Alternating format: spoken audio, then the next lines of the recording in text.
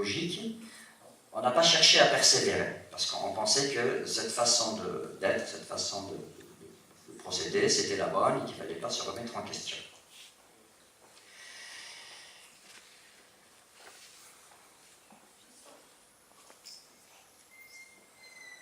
À tel point que la Kabylie pensait vraiment qu'elle était en dehors du champ des divisions, par exemple, puisque dans les années 90, il y a eu l'ENCB puis les MCB, avec des démonstrations massives, c'est-à-dire qu'on est resté sur des démonstrations très massives et revendicatives, mais on n'a pas cherché à aller plus loin. La grève du cartable aussi, de 1994, une année blanche, donc une année blanche pour les élèves sans résultat.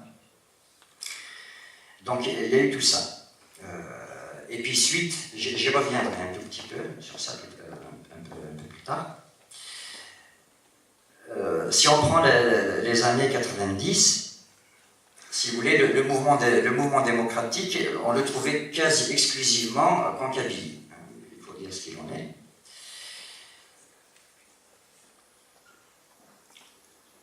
Et les deux tenants de cette frange démocratique, alors il y a eu une division, une partie s'est mise à la remorque du pouvoir central, et une autre partie s'est mise à la remorque des intégristes en quelque sorte, donc les éradicateurs et les réconciliateurs. Et ces deux bras démocratiques de la Kabylie, s'ils étaient unis, s'il n'y avait pas eu de division, je pense que le sort aurait été autrement. On aurait été autrement et que le pouvoir, en tout cas, il aurait explosé, ou alors la Kabylie aurait pu organiser son autonomie à ce moment-là, s'il n'y avait pas eu cette division. Donc ces deux camps ont fini par fatiguer la Kabylie, dépolitiser les gens, grosse désillusion politique qui était perceptible. Hein. Et le printemps noir, donc, est arrivé quelque part à point nommé. Au bout de quelques années de vide, la Kabylie s'est ressaisie à un moment donné, de manière très forte, hein, mais elle est restée sur l'aspect toujours revendicatif, massif, même si sa forme d'organisation a été différente, puisqu'on a créé des structures horizontales, réunions en conclave, il fallait des consensus, mouvement pacifique aussi, avec des démonstrations impressionnantes. Je pense notamment à la manifestation du 14 juin 2001 à Alger, entre 1 et 2 millions, certains disent 2 millions. Mais au niveau des points de revendication, donc bien sûr il y avait les points sur la répression, et le point le plus fort à mon sens c'était le retrait de la gendarmerie de la Kabylie. Mais pour ce mouvement, la revendication verbale n'était pas vraiment au premier plan. Hein. C'était plutôt des revendications socio-économiques. État de droit, justice sociale, etc. C'est cette composante socio-économique qui était la plus étoffée en 2001. Là aussi, la puissance d'un tel mouvement aurait pu faire exploser absolument tout. Mais il a beaucoup péché par faiblesse idéologique, lui aussi. C'est-à-dire qu'il est resté revendicatif,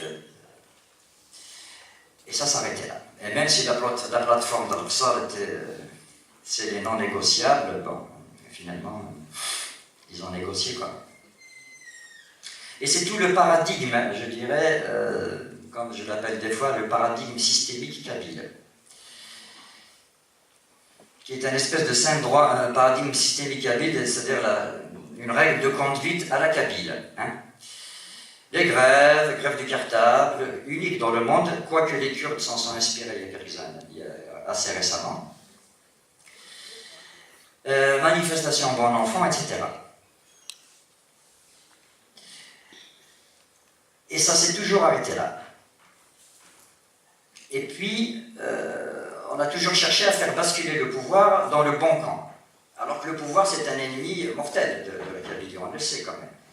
On le sait depuis longtemps. Donc voilà, les constantes du mouvement de 80 à 2001, je dirais, pas de pensée, mais des revendications, pas de bilan. Il n'y a jamais eu de bilan, on n'a jamais fait de bilan.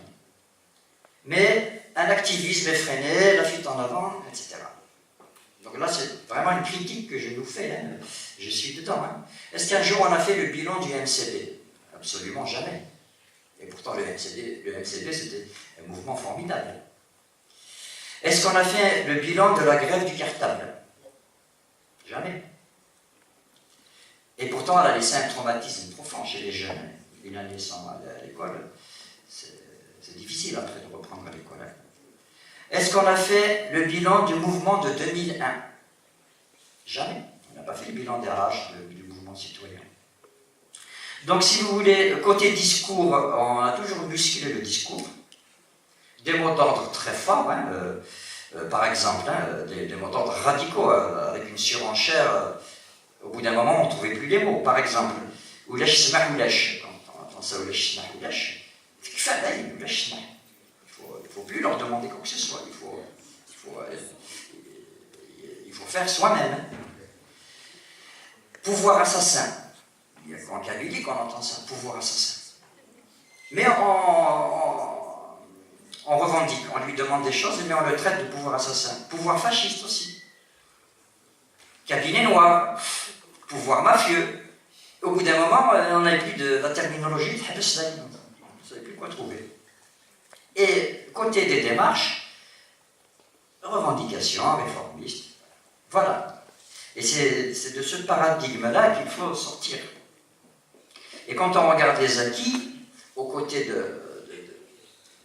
de ce mouvement massif, je le répète, et très puissant, qui a duré 20 ans, 2 instituts de langue berbère, un 3e maintenant, excusez-moi, avec celui de l'Adna. Et puis, reconnaissance de Tamazight comme langue nationale, mais aucune prise en charge sérieuse. Si on prend l'exemple que de la Kabylie, il y a seulement 4% de Kabyles qui suivent les cours de berbère en Kabylie. 4% en Kabylie, hein, c'est tout. C'est-à-dire qu'on n'a donné aucun moyen. Donc ça, c'est vraiment des acquis piètre. Hein. Et puis beaucoup de contre-acquis par contre, l'école complètement arabisée, pas de grands journaux en berbère, pas de grands médias, etc. Et quand on compare avec le mouvement basque, pour citer le mouvement basque mais tous les autres, ça n'a aucune espèce de comparaison. Aucune espèce de comparaison. Quand on compare avec les Catalans, ça n'a rien à voir. Pourtant, ils sont mobilisés moins que nous, il me semble. Mais ils ont su s'y prendre peut-être. Il y a aussi l'aspect du pouvoir. Hein. Il y a aussi l'aspect du pouvoir. Voilà, donc le mouvement est resté bloqué pendant 21 ans, est resté cantonné dans ces démarches-là. Et puis, au bout d'un moment, que faire? Que faire? Depuis 2001, je dirais que 2003, puisque le mouvement citoyen a duré à peu près 2 ans, depuis 2003, c'est le vide sidéral. Nous sommes en crise de perspective. Alors, est-ce qu'on est aujourd'hui à l'orée d'une nouvelle étape, ou alors est-ce que c'est l'inexorable fin? Ou alors, à nous de trouver un nouveau moteur idéologique.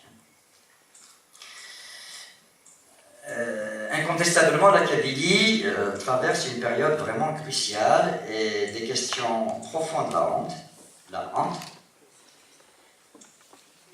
et la gravissime question existentielle, je dis même pas identitaire, une question existentielle est plus que jamais à l'ordre du jour.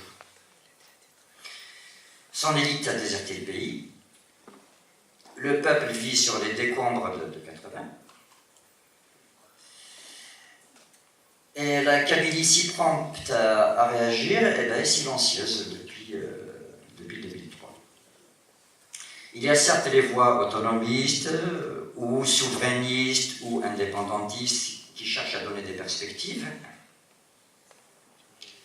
ou tout du moins créer un nouvel élan, mais l'adhésion demeure mesurée, quoi qu'on dise. C'est une espèce de flamme là, qui est vacillante,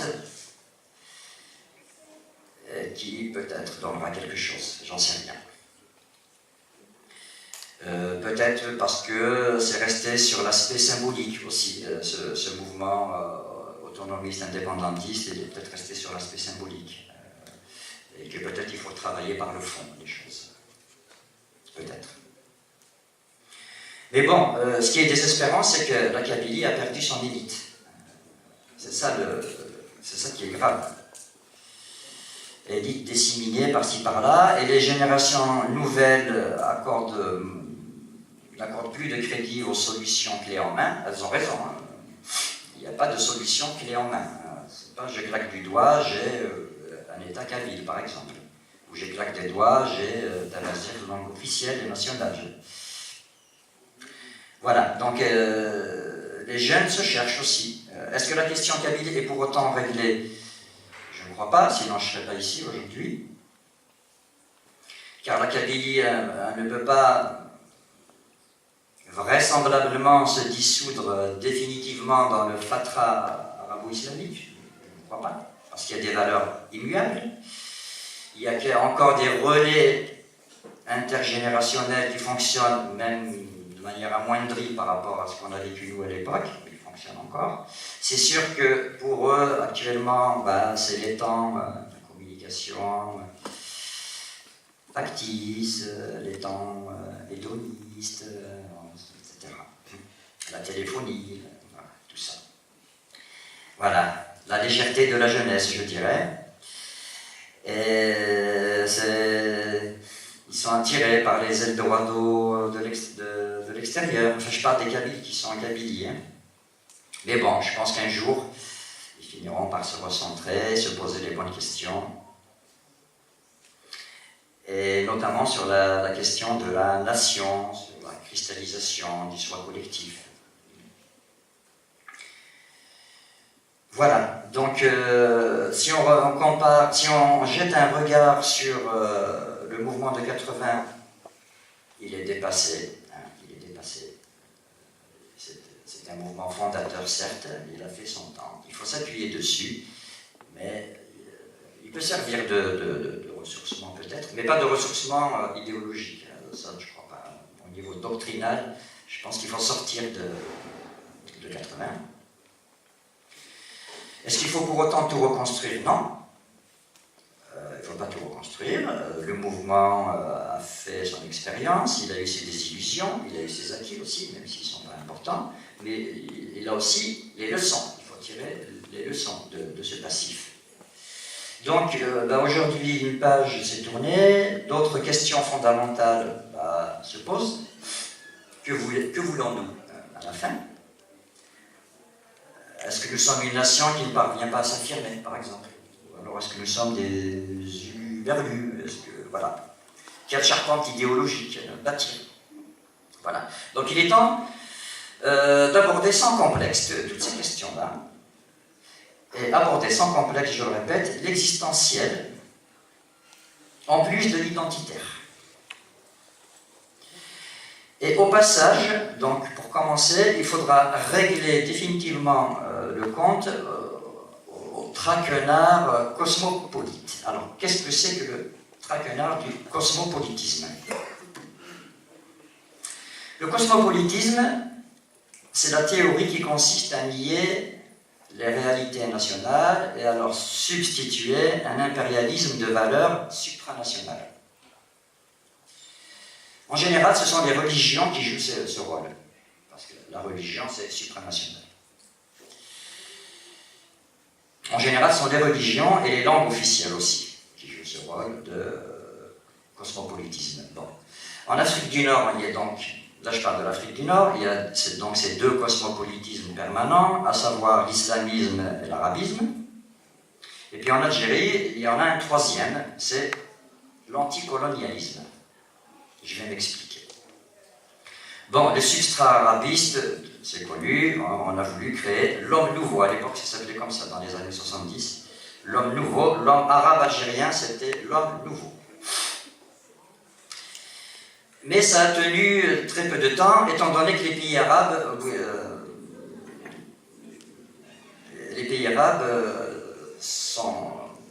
ont eu des relations conflictuelles entre eux. Donc l'homme nouveau arabe, ça tenait pas trop la route côté communication. Donc pour renforcer ce cosmopolitisme arabiste, on a rajouté donc deuxième source, c'est-à-dire l'islam. L'islam, religion de l'État, on a mis de gros moyens. Pour l'islam, on a construit des mosquées partout. Les programmes éducatifs ont été changés. Ils ont été des programmes éducatifs, je dirais, rationnels, ont été remplacés par des programmes éducatifs moyenâgeux. L'opium du peuple. Et puis l'anticolonialisme, troisième cosmopolitisme que l'on trouve en Algérie. Alors l'anticolonialisme, alors qu'est-ce qu'il dit? On vous dit le colonialisme a frappé autant la Kabylie que les autres régions, donc on est tous pareils. Voilà, le raccourci historique. Et que tous ceux qui contestent le régime, ils veulent faire revenir le colonialisme en Algérie, et particulièrement les Kabyles. Donc les Kabyles, c'est les ennemis de l'intérieur.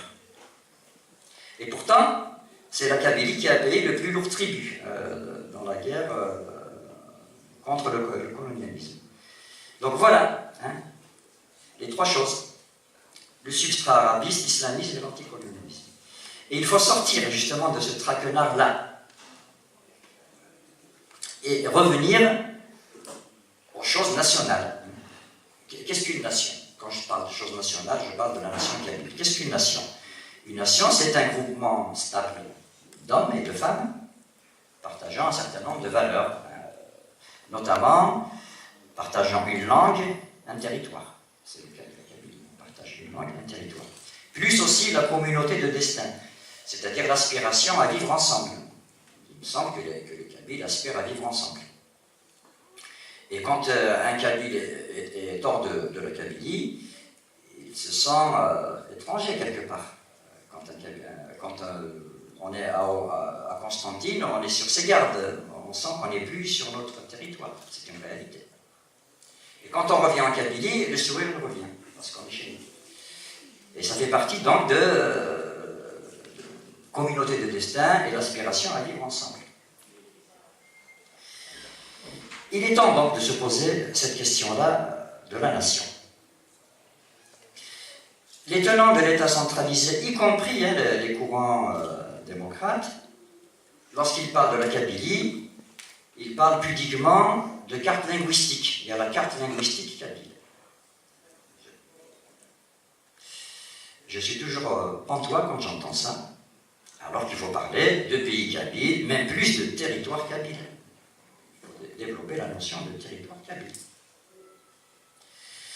Donc les deux critères, langue et territoire, s'interpénètrent historiquement, et puis la communauté de destin, ça fait partie de ça aussi.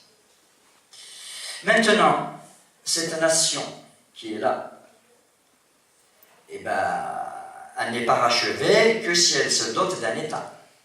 Sinon, c'est une nation qui n'est pas parachevée et qui peut partir en déliquescence. Prenons un exemple connu quand même. Prenons l'Europe. Quand on regarde l'Orée du XIXe siècle, si on avait cartographié les États et les cartes linguistiques, j'utilise le terme, on aurait trouvé 9 États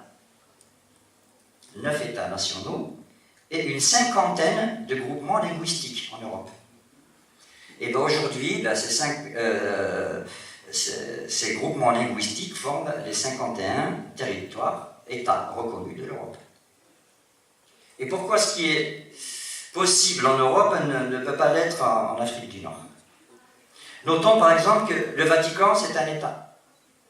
Le Kosovo aussi. Seule une demi-douzaine de groupements linguistiques qui n'est pas encore organisée en État. La Corse, bon, la Corse, c'est la faute de la France. Hein, le jacobinisme. Et les îles Féroé, et puis il y a la Crimée. Bon, la Crimée, c'est actuel. Voilà. Mais sinon, tous les autres groupements linguistiques sont des États. Voilà. Donc pour manquer et pour combler au manque de nations algériennes, on a eu recours à la doctrine cosmopolite, hein, à savoir le triptyque, donc arabisme, islamisme et anticolonialisme de façade, parce que c'est pas le vrai anticolonialisme. Est-ce que la nation kabyle doit se doter d'un État? C'est une question importante et qui est malheureusement encore tabou au niveau de beaucoup de militants. Pourquoi? Parce que l'idéologie officielle a asséné pendant des décennies et des décennies que l'Algérie était une et indivisible. Mais quand on dit État kabyle, est-ce que ça veut dire État kabyle qui va faire la guerre à ce qui va rester de l'Algérie? C'est pas ça. C'est pas ça. La Kabylie doit créer un État parce que le besoin s'en fait ressentir, parce que son école n'est pas prise en charge sérieusement, donc cet État devra promouvoir la langue, ce qui n'est pas fait actuellement, son école, les formations professionnelles, organiser l'économie. Il n'y a pas d'économie en Kabylie aujourd'hui. L'écologie, la justice. Donc tous ces minimums régaliens, étant donné qu'ils ne sont pas pris en charge, eh bien c'est à nous à les prendre en charge. Mais pour arriver à ce stade, il faudra beaucoup d'intelligence, parce qu'il y aura beaucoup d'écueils, il y aura des tentatives de violence, etc. Il faudra garder donc de la sérénité et de la confiance. On va me dire, est-ce que c'est pas possible? La Kabylie n'est pas capable de faire ça. Si, on a vu que lors du printemps noir de 2001, si la Kabylie, les Kabyles étaient maîtres de la Kabylie, hein, l'État central ne pouvait plus s'ingérer dans les affaires kabyles pendant plusieurs semaines. Sauf que, comme je disais tout à l'heure, c'est au niveau de l'idéologie que ça a péché, c'est-à-dire c'est au niveau doctrinal. Sinon, physiquement, c'était tout à fait possible. Donc ce qui était possible en 2001 le sera le jour où on le voudra. Donc voilà, à mon sens, c'est la seule perspective qui reste à la Kabylie. Ça va être difficile, il y aura beaucoup d'écueils, le chemin sera étroit et dangereux. Il faudra savoir l'emprunter correctement, ou alors on est voué la Kabylie est vouée à se délayer et puis à disparaître petit à petit. Voilà. Bon, je ne voulais pas terminer quand même sur une note négative comme ça, mais je suis persuadé que ça va vers la Kabylie, même si elle est restée silencieuse depuis plusieurs années, sauf le MAC qui, comme je disais tout à l'heure, essaye de maintenir une petite flamme, même s'il y a beaucoup de choses à perfectionner, même s'il faut revoir l'approche, etc. Mais bon, ça c'est mon opinion personnelle. Mais bon, je suis persuadé qu'un jour ça débouchera, même si toutes les conditions sont défavorables actuellement. Voilà, je vous remercie beaucoup.